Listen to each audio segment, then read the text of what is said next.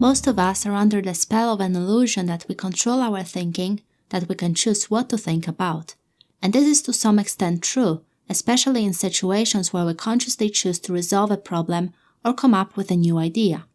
But what about these common everyday moments when we are not mentally focused on anything at all?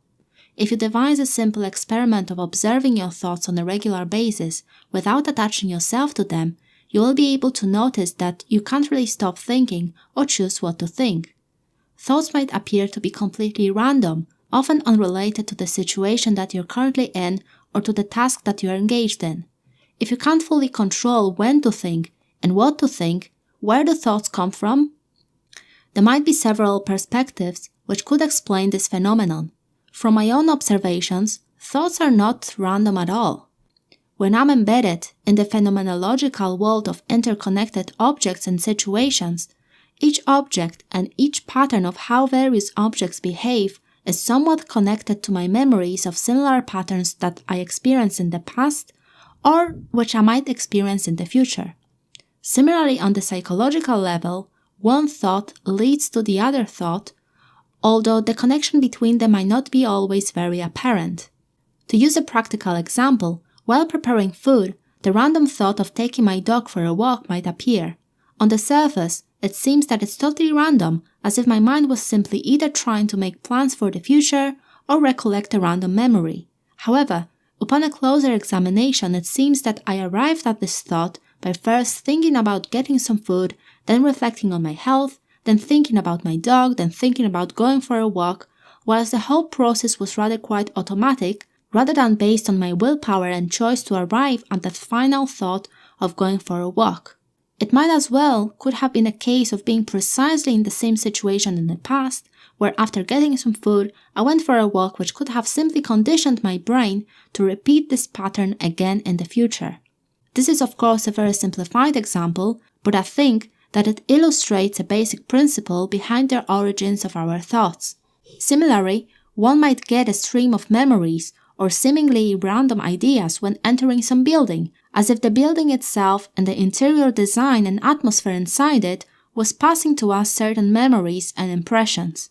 To put it in other words, it doesn't seem that our thoughts have a beginning or an end. Rather, they are triggered by the phenomenal objects that we come in contact with, as well as by other thoughts. We are simply psychologically embedded within a complex network of thoughts which have been produced by our experiences and our interpretations of them. We can choose to attach ourselves to them and follow where each thought leads us, which provides us with an experience of continuity, identity, and relatedness to the world. We can also choose to ignore them, watch them as if they were random clouds in the sky, arising, changing, and passing away. If we consider the idea of conditioning, it is most likely that the more often we attach ourselves and engage with thoughts of the similar pattern, the more often we'll witness thoughts of the similar kind. If, for instance, I tend to consciously engage in thinking about how meaningful my life is and agree with all related thoughts, my brain will continue serving me thoughts that are related to the original agenda of how meaningful my life is.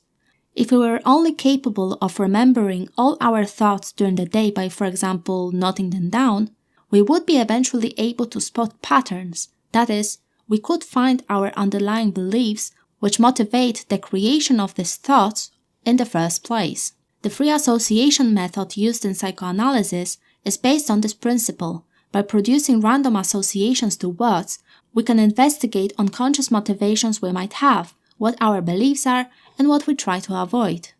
It might as well be the case that our thoughts are simply a reflection of random electrical impulses in our brain, a manifestation of our working brain. And since our perceptual processes always try to see patterns and meaning behind every phenomenon, we might try to attribute the meaning to something that is inherently entirely meaningless. Whichever is the case, it's still amazing that we can hear and watch our thoughts without putting any effort into creating them.